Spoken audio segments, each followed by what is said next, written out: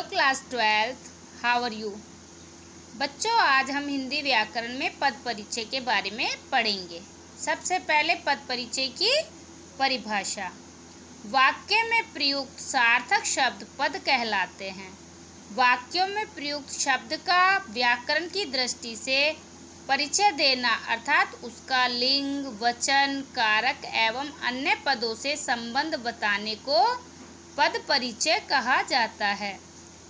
पद परिचय को पदबंध या पद व्याख्या भी कहा जाता है। पद के भेद। पद के दो भेद माने जाते हैं, विकारी पद, अविकारी पद।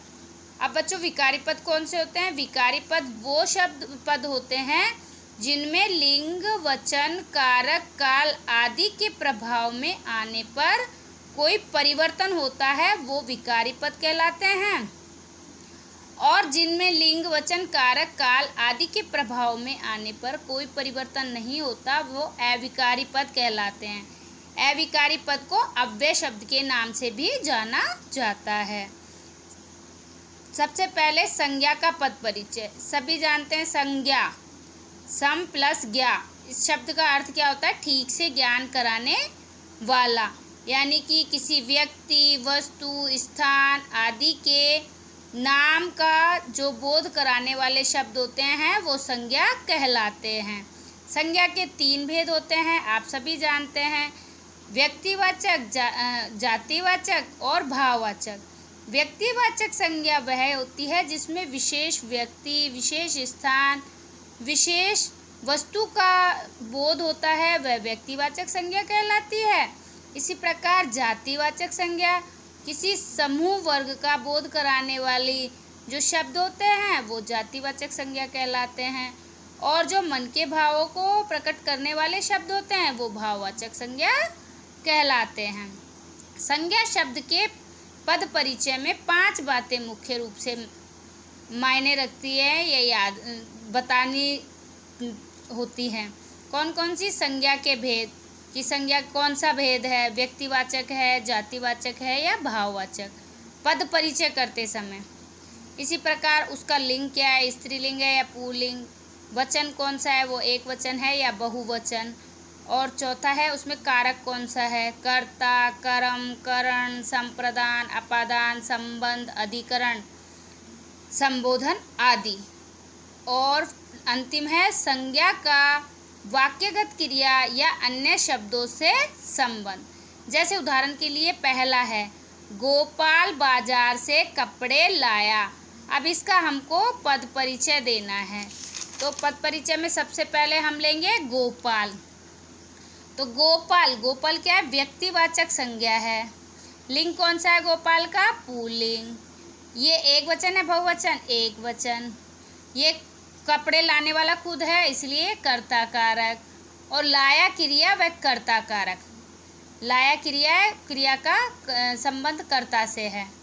इसी प्रकार बाजार क्या है? जातिवाचक संज्ञा।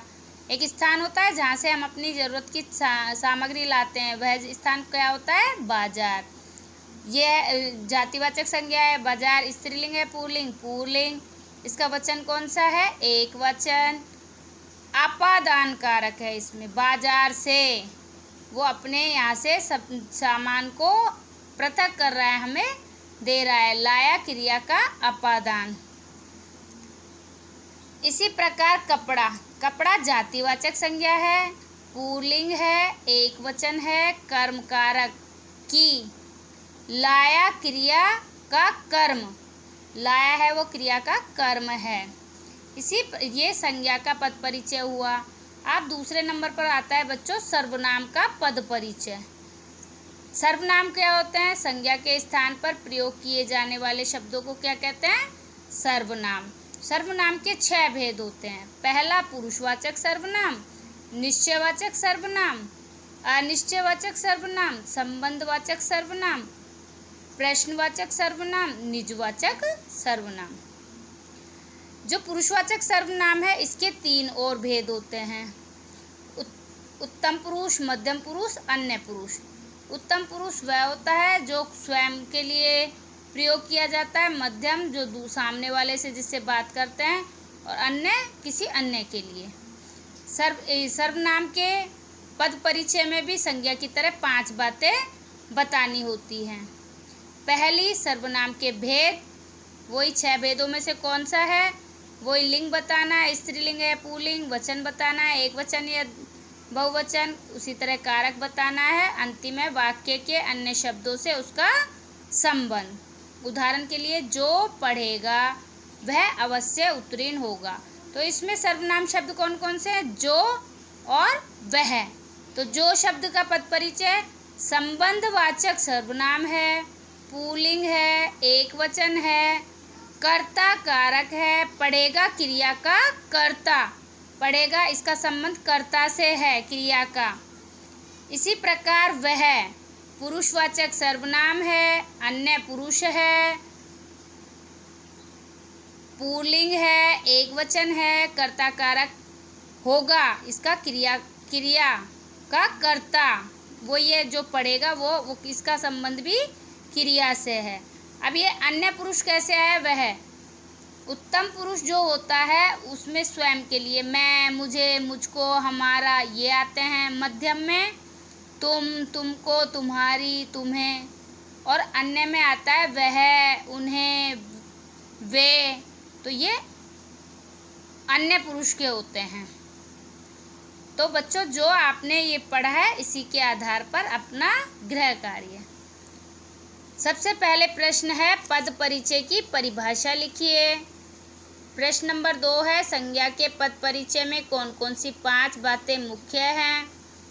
प्रश्न नंबर 3 है, आपको इन 2 पदों का परिचय देना है। पहला है, रमेश बाग में अमरूद खा रहा है, और दूसरा है, वह कौन थी जिसे तुम कल पढ़ा रहे थे। धन्यवाद।